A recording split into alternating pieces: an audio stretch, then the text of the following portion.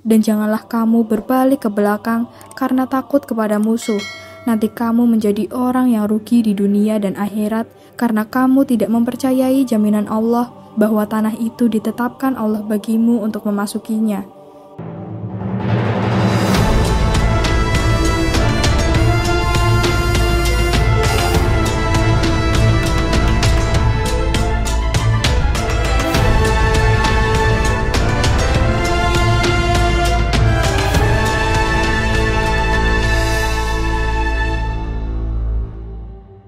Assalamualaikum warahmatullahi wabarakatuh. Halo Sobat Muslimpedia, semoga Allah selalu menjaga antum semuanya. Dan di video kali ini kita akan membahas tentang ayat-ayat soal Palestina yang tertulis di dalam Al-Quran. Konflik antara Israel dan Palestina seolah tidak mudah berakhir begitu saja, mengingat ada banyak sumber pertikaian yang sudah terjadi sejak lama dan insiden berupa terulang.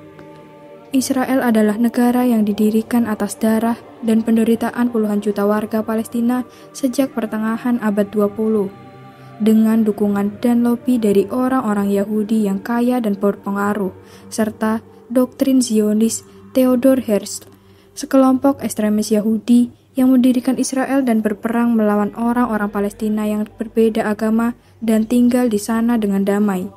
Dalam artikel ini, akan menjelaskan fakta menarik tentang Palestina yang tertulis dalam Al-Quran dan bagaimana kemenangan Palestina itu terjadi.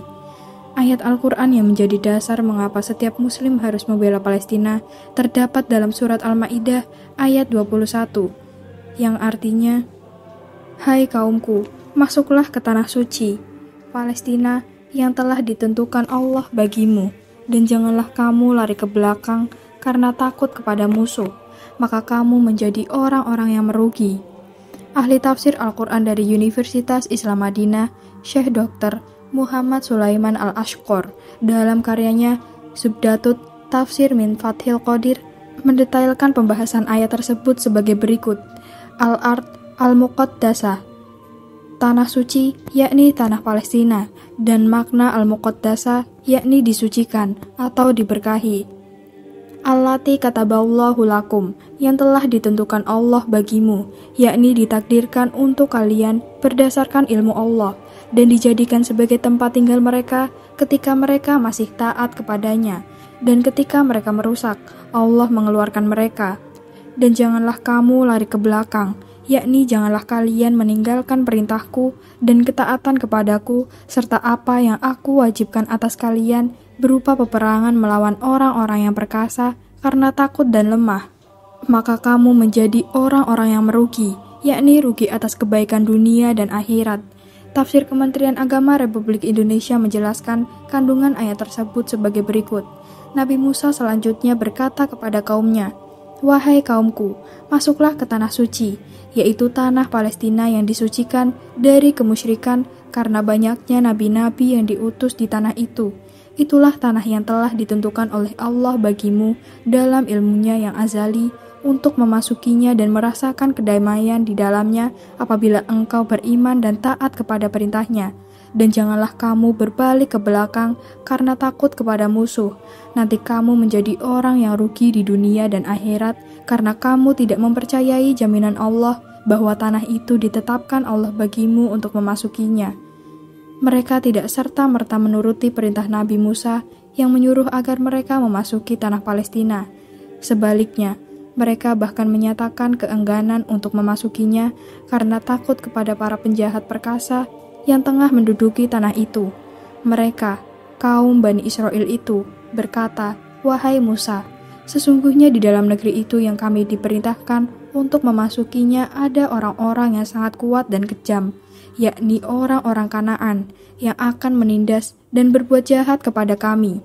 Palestina akan terus diserang oleh Israel hingga akhir zaman, seperti dituliskan dalam hadis Nabi Muhammad SAW dan Al-Quran. Meski begitu, Allah Subhanahu wa Ta'ala menetapkan keberkahannya atas Palestina. Menurut para ulama, penyebutan Masjid Al-Aqsa dan daerah sekitarnya atau di sekelilingnya itu sebagai negeri yang diberkahi, karena di daerah tersebut Allah Subhanahu wa Ta'ala mengutus sejumlah rasulnya untuk berdakwah di negeri dan sebagian menetap. Di antaranya Nabi Ibrahim, Ishak, Lut, Yakub, Musa, Daud, Sulaiman, Ilyas, Ilyasa, hingga Isa alaihi salam. Keberadaan Palestina sebagai negeri yang diberkahi disebutkan di dalam ayat Al-Quran.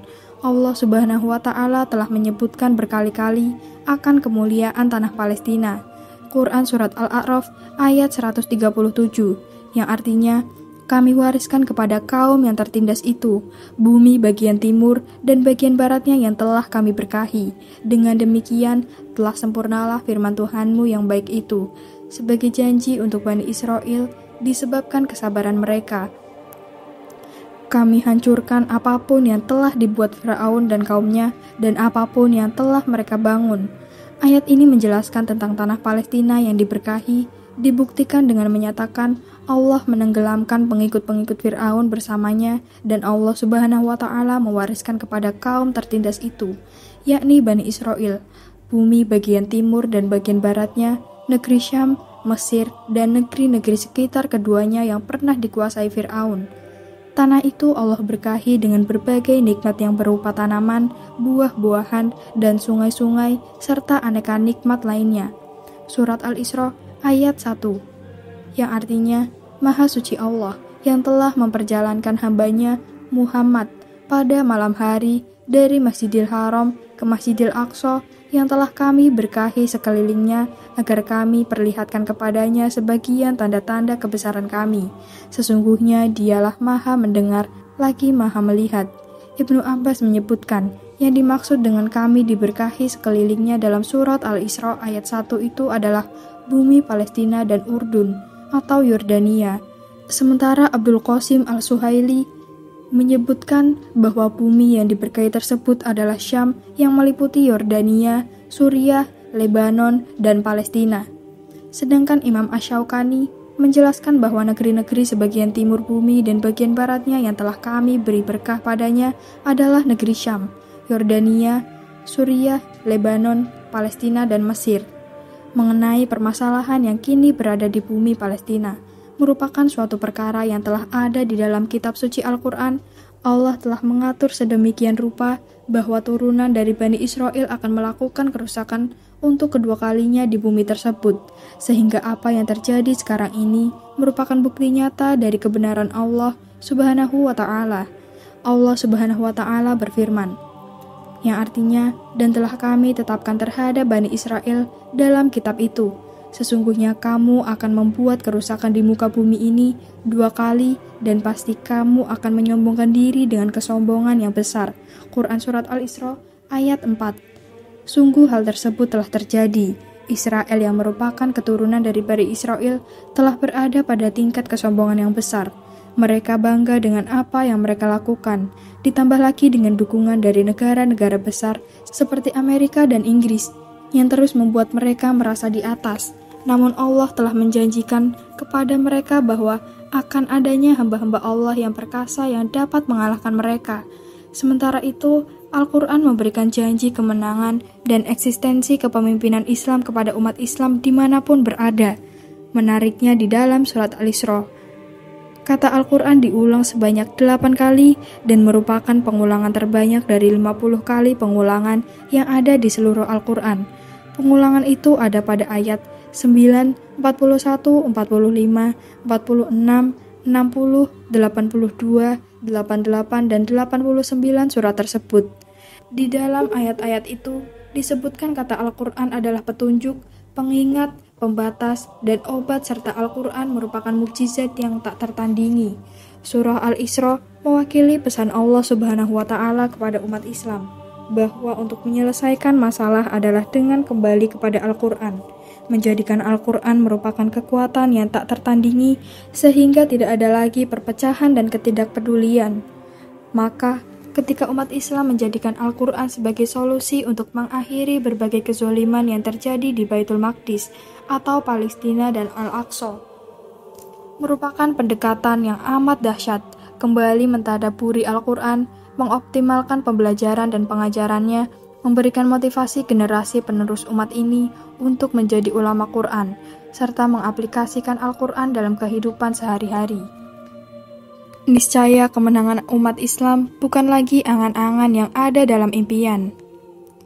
Gambar yang ditampilkan hanya ilustrasi, dan kami mohon maaf jika ada kesalahan dalam penulisan maupun penyebutan. Semoga konten ini bisa menghibur dan bisa memberikan inspirasi, edukasi, dan kebaikan dalam kehidupan sehari-hari. Wassalamualaikum warahmatullahi wabarakatuh.